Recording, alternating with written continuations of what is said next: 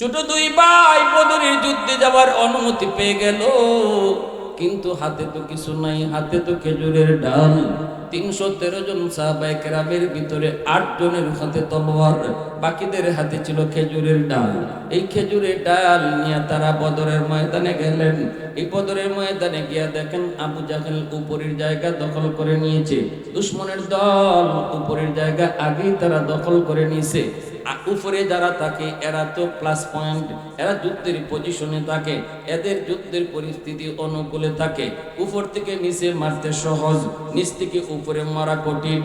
যুগটা ছিল তলোয়ারের যুগ, এখনের যুগ না, পারমাণবিক বোমার যুগ না, যুগটা ছিল তলোয়ারের যুগ। তলোয়ার দিয়ে যদি আঘাত করতে হয় নিচে থাকলে মারা সহজ, নিচ থেকে উপরে মারা কঠিন। আল্লাহ নবী যে অবস্থায় বদরে যায় গেলেন, যা দেখতেছেন আবু জাহেলের বাহিনী এরা তো পাহাড়ের উপরের জায়গাটা দখলে নিয়েছে। নবীজি সমতল জায়গায় সাহাবায়ে কেরামদেরকে নিয়ে অবস্থান করলেন। আমার ভাইয়েরা বন্ধুরা, নবীজির পায়ের নিচে হলো বালু, আবু জাহেল আর তার সাঙ্গ পাঙ্গদের পায়ের নিচে হলো মাটি আর পাথর।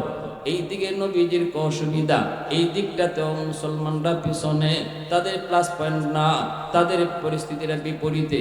কারণ বালু যদি পায়ের নিচে থাকে দৌড়ানি যায় না, দৌড়তে বড় কষ্ট হয়। এই জায়গাটাতেও সমস্যা। আরেকটা সমস্যা হলো তারা নিচে। এই দুই অবস্থায় রাত কাটাবেন নবীজি, সারা রাত আল্লাহর কাছে কানলেন। সকালে যুদ্ধ শুরু হবে আবু জাহেলের বাহিনীর সাথে। সারা রাত নবীজি এমন কান্নাত কানলেন, এইরকম তাবুর মধ্যে নবীজি কাঁদতেছেন। আবু বকর সিদ্দিক রাদিয়াল্লাহু তাআলা আনহু তিনি আল্লাহর নবীর সাথে দেখা করবেন। বেলাল হাবশী নবীর তাবুর সামনে দাঁড়ায় পাহারাদারি করেন। নবীজি বেলালকে নবীর পার্সোনাল সেক্রেটারি বানাইছিলেন। নবীজির দারোয়ান ছিল বেলাল, নবীজির বডিগার্ড ছিল বেলাল। বেলালের দাম এত এত এত বেড়ে গেল, নবীজির পার্সোনাল সেক্রেটারি। যে কোনো সাহাবী নবীর সাথে দেখা করতে হলে বেলালের পারমিশন নিতে হতো। এমনকি উমর ফারুকের মতো সাহাবী, আবু বকর সিদ্দিকের মতো সাহাবীরাও আমার নবীর সাথে দেখা করতে হলে বেলালের পারমিশন লাগতো। আওয়াজ দেয়া কোন সুবহানাল্লাহ, আরো জোরে সুবহানাল্লাহ। চেহারার সৌন্দর্য সৌন্দর্য নয়, বংশের গৌরব গৌরব নয়, আসল সৌন্দর্য হলো তাকওয়া, আসল সৌন্দর্য হলো দিলের সৌন্দর্য। বেলালের চেহারা সুন্দর ছিল না, বেলালের বংশ ভালো ছিল না, কিন্তু দিলটা ছিল আলোকিত, দিলের ভিতরে ছিল তাকওয়া, অন্তরটা ছিল তার পরিষ্কার। এজন্য আল্লাহর কাছে বেলাল এত দামি। যেই বেলালের মক্কায় কোনো দাম ছিল না, কেউ তারে বসতে দিত না, কেউ তার কথা শুনতো না, যারে রাতেও মারতো দিনেও মারতো, সেই বেলাল তাকওয়ার বদৌলতে আমার নবীর পার্সোনাল সেক্রেটারি, মদিনার মসজিদের ইমাম সরওয়ারে দু জাহান, আর সেই মসজিদের মুয়াজ্জিন বেলাল হাবশী। आवाज दिया को सुबहान अल्लाह। सिद्दीक तेरा नाम से इस्लाम रहेगा, सिद्दीक तेरा नाम से इस्लाम रहेगा, दुनिया की सदाकत में तेरा नाम रहेगा, फारूक तेरा नाम से इस्लाम रहेगा, दुनिया की अदालत में तेरा नाम रहेगा, उस्मान तेरा नाम से इस्लाम रहेगा, दुनिया की सखावत में तेरा नाम रहेगा, हैदार तेरा नाम से इस्लाम रहेगा, दुनिया की शजाअत में तेरा नाम रहेगा, मुआविया तेरा नाम से इस्लाम रहेगा, दुनिया की सियासत में तेरा नाम रहेगा, दुनिया की सियासत में तेरा नाम रहेगा। मुसलमान आवाज़ बोलें अल्लाहु আকবার। আমার ভাইরা বন্ধুরা, আবু বকর সিদ্দিক বদরের ময়দানে আমার নবীর তাবুতে রাত 12টার পরে যায় ঢুকলেন। ঢুকে দেখেন নবীজি হাত উঠে কাঁদতেছেন। আল্লাহর নবীর চোখ দিয়ে দর দর করে পানি বেয়ে বেয়ে দাড়ি মোবারক ভেসে চোখের পানি মাটিতে পড়তেছে। নবীজি কান্দেন আর বলেন, মালিক, ইসলামের প্রথম যুদ্ধ, আমি গোটা কয়েকজন সাহাবী নিয়ে যুদ্ধের ময়দানে এসেছি গো আল্লাহ। আমার এই সাহাবীরা যদি আজকে যুদ্ধের ময়দানে শহীদ হয়, এই জমিনে তোমার কদমে সেজদা দিবে কে? আল্লাহু আকবার, জোরে কও। এই জমিনে তুমি আল্লাহর নাম কে উচ্চারণ করবে? মালিক, আল্লাহ তোমার কাছে সাহায্য চাই, সাহায্য চাই। নবীজি কাঁদতেছি। আবু বকর সিদ্দিক তিনি বের হয়ে আসলেন, নবীকে ডিস্টার্ব করলেন না। 1 ঘন্টা পরে আবু বকর আবারও তাবুতে ঢুকলেন। দেখেন নবীর হাত এখনো আসমানের দিকে উঠানো, চোখ দিয়ে দরদর করে পানি পড়ে। 3টার দিকে আবু বকর ঢুকেন, ঢুকে দেখেন নবীজি এখনো লম্বা দোয়া করেন। আল্লাহু আকবার, জোরে কও। চোখ বেয়ে বেয়ে পানি পড়তেছে। ফজরের সময় আল্লাহ জিব্রাইল পাঠাইছে।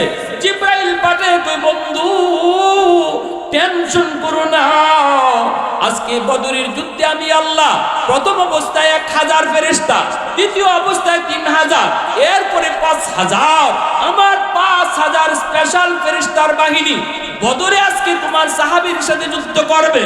আর আমার ফেরেশতাদের কমান্ডার হবে জিব্রাইল নিজে। আল্লাহু আকবার, জোরে কও। ফেরেশতাদের কমান্ডার জিব্রাইল নিজে। নবীজি এই সুসংবাদ পাওয়ার পর আল্লাহ নবী আল্লাহর কুদরতি কদমে সেজদায় পড়ে নবীজি শুকরিয়া আদায় করেন। যুদ্ধের ময়দান, সকালে যুদ্ধ শুরু হবে। আল্লাহ প্রথমেই সাহায্য নাজিল করলেন, মুষলধারে আল্লাহ বৃষ্টি দিলেন। যুদ্ধের আগেই আল্লাহ এমন বৃষ্টি দিলেন বদরে, এই এক বৃষ্টিতে যুদ্ধের পরিবেশ মুসলমানের পক্ষে আইছে, দুশমনের বিপক্ষে চলে গেছে। বলবেন কেমনে? একটা হলো, মনে রাখবেন, দুশমন ছিল উপরের জায়গা ছিল পিছলা পাহাড়, তো এরকম সেল্লা থাকে। যেই মাত্র বৃষ্টির পানি পড়েছে, সাথে সাথে পাথর পিছলা হয়ে গেছে। এখন এই বেঈমানগুলা ওরা আঘাত করবে দূরের কথা, নিজের পাশ সামলায়া রাখা দায় হয়ে যাচ্ছে। 2 নম্বর হলো, বৃষ্টির পানিটা পড়া মাত্রই নবীজি আর সাহাবায়ে কেরামের পায়ের নিচে ছিল বালু, হাঁটতে তাদের কষ্ট হতো। বালু পানি পায়া, বৃষ্টি পায়া জমাট হয়ে গেছে। এখন হাঁটতে আর দৌড়াইতে বড় আরামদায়ক হয়ে গেল। বৃষ্টির আগে যেখানে পরিস্থিতি ছিল মুসলমানদের বিপরীতে, এক বৃষ্টির দ্বারা আল্লাহ পাক পরিবেশ মুসলমানের পক্ষে দিয়া দিছে। 2 ভাই যুদ্ধে যায় কই, ভাইয়া আমরা ছোট মানুষ, বেশি বড় কাম করতে পারবো না, একজনের টার্গেট নেও। বড় ভাই কয়, কারে তুই টার্গেট নিবি? ছোট ভাই কয়, আমার মন বলে শুনেছি বদরে আবু জাহেল আইছে, যে আবু জাহেলের কারণে আমার নবী তার জন্মভূমি সাইরা আমাদের কাছে মেহমান হয়েছে, আমার নবীর মাথায় পর্যন্ত আঘাত করেছে। ভাইয়া শুনেছি বদরে আবু জাহেল আইছে, আমার মন বলে আমরা 2 ভাই আবু জাহেলকে টার্গেট করি। আর একটু আস্তে বল, সুবহানাল্লাহ। আর একটু আওয়াজ দিয়ে আল্লাহু আকবার, আরো জোরে আল্লাহু আকবার। ভালো করে আপনি রাখবেন, যুদ্ধ হলো মনোবলের নাম, সাহসের নাম, ঠিক কিনা জোরে কোন? যুদ্ধ হলো সাহসের নাম, মনোবলের নাম। মুসলমানরা যত যুদ্ধেই তারা জয়ী হয়েছে, মনের মনোবল ছিল, সাহস ছিল, আর ভরসা ছিল কার উপর? আওয়াজ দেয়া বলেন, কার উপর? অস্ত্রের উপরে মুসলমানের পূর্ণ ভরসা রাখা যাবে না, সৈন্য বলের উপরে মুসলমানের পূর্ণ ভরসা নয়। মুসলমানের পূর্ণ ভরসা হবে কার উপর? আরেকটু জোরে কার উপর? আল্লাহ দেখাইছেন বদরে, আল্লাহর উপর পূর্ণ ভরসা রাখলে আল্লাহ কেমনি বিজয় দেয়। উহুদের ময়দানে একটু সমস্যা ছিল, দিলের ভিতরে একটু বাবাই ছিল কি, আমরা তো আজকে বদরের চেয়ে সংখ্যায় বেশি, বদরের সংখ্যায় কম ছিলাম, এতেই যদি আমাদের বিজয় হয়েছে, উহুদে আমাদের সংখ্যা তো বেশি, এখানে তো বিজয় হবেই। এই কথাটা আল্লাহ অপছন্দ করছে। এটা আল্লাহ কি করছে? না না না, এটা না, সংখ্যায় কম আর আজকে তোমরা সংখ্যায় বেশি দেখিয়া তোমরা বিজয় নিবাই। মুসলমানের বিজয় তো সংখ্যার উপরে নয়, আমি আল্লাহকে খুশি করার উপর। অতএব এজন্য আল্লাহ একটু নারাজ হওয়ায় উহুদের যুদ্ধের প্রাথমিক অবস্থায় মুসলমানরা একটু বিপর্যস্ত হয়েছে। যদিও শেষটা মুসলমানের বিজয়, কিন্তু প্রাথমিক অবস্থায় বিপর্যয়, ঠিক কিনা? এজন্য মুসলমানের সম্পূর্ণ ভরসা কার উপর থাকবে? আর আওয়াজ দিয়া কার উপর? আজ আমরা মুসলিম দেশগুলা আমেরিকার উপরে ভরসা করে ফিরেছি। আমেরিকারে হাতছাড়া করা যাবে না। আরব আমিরাতে কই আমেরিকারে হাতছাড়া করা যাবে না। সৌদির বাদশাকে আমেরিকারে হাতছাড়া করা যাবে না। আল্লাহ কই তোদের কথা তো এটা ছিল না, তোদের কথা ছিল আমার আল্লাহরে হাতছাড়া করা যাবে না। মুসলমানের কথা হওয়ার কথা ছিল আল্লাহকে হাতছাড়া করা যাবে না। তোমাদের আজকের কথা হয়েছে আমেরিকারে নাখুশ করা যাবে না, আমেরিকারে নারাজ করা যাবে না। হায় মুসলমান, দুর্ভাগা মুসলমান, তোমাদের কথা হওয়ার উচিত ছিল আল্লাহকে নারাজ করা যাবে না। তুমি আজকে খুঁজতেছো তোমার পাশে কে আছে? আমেরিকা আসেনি, রাশিয়া আসেনি, চীন আসেনি, ভারত আসেনি, আল্লাহ নারাজ হয়ে গেছে। না রে মুসলমান, ইমানদার, তোদের এটা কথা উচিত ছিল না, তোদের কথা বলার দরকার ছিল দেখো আমার সাথে আমার আল্লাহ আছে কিনা। আমেরিকা তোমার বন্ধু নয়, রাশিয়া তোমার বন্ধু নয়, চীন তোমার বন্ধু নয়, ভারত তোমার বন্ধু নয়, কোন বেঈমান মুসলমান ইমানদারের বন্ধু নয়। সব বেঈমান তারা ভিতরে ভিতরে এক এজেন্ডা একটাই। একদিকে ইসরায়েলে চলছে মুসলমান নিধন, আর একদিকে ভারতও চলছে মুসলিম নিধন। একই তালে তালে শুরু হয়েছে, একই তালে তালে শুরু হয়েছে। রসুনের কুড়া সব এক জায়গায়। এজন্য বলতেছি, আজ যারা আমেরিকারে খুশি রাখার জন্য ফিলিস্তিনের শিশুর কান্না শুনতেছো না, মনে রাখবা অচিরেই এই আমেরিকার হাতেই তুমি নাস্তে নাবুদ হবে, বেইজ্জত হবে, তোমার রাস্তায় ফেলায় পিটবে। এদিন আমরা বিন্দু পরিমাণও আফসোস পর্যন্ত করব না।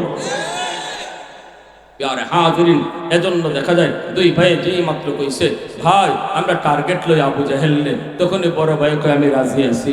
দুই ভাই রাজি হয়ে গেছে, আবু জাহেলের টার্গেট নিয়ে নিছে। এখন আবু জাহেল কেডা ইডেও চিনে না। বুখারী শরীফ জিলদে সানি কিতাবুল মাগাজি, ইমাম বুখারী রাহমাতুল্লাহি আলাইহি তিনি উল্লেখ করেছেন দুই ভাইয়ের এক ভাই নবীজির সাহাবী হযরত আব্দুর রহমান ইবনে আউফ রাদিয়াল্লাহু তাআলা আনহুকে ডাক দিয়া কয়, ইয়া আম্মি আরিনি আবা জাহেল। চাচা যান, আবু জাহেল কোনটা একটু চিনাই পাইনি। আব্দুর রহমান ইবনে আউফ রাদিয়াল্লাহু তাআলা আনহু কয়, বাজান তোরা আবু জাহেলকে চিন্না কি করবি? দুনু ভাই কই, চাচা আমরা দুই ভাই সিদ্ধান্ত নিয়েছি আজকে বদরের ময়দানে হয় আমাদের একদিন, নয়তো আবু জাহেলের একদিন।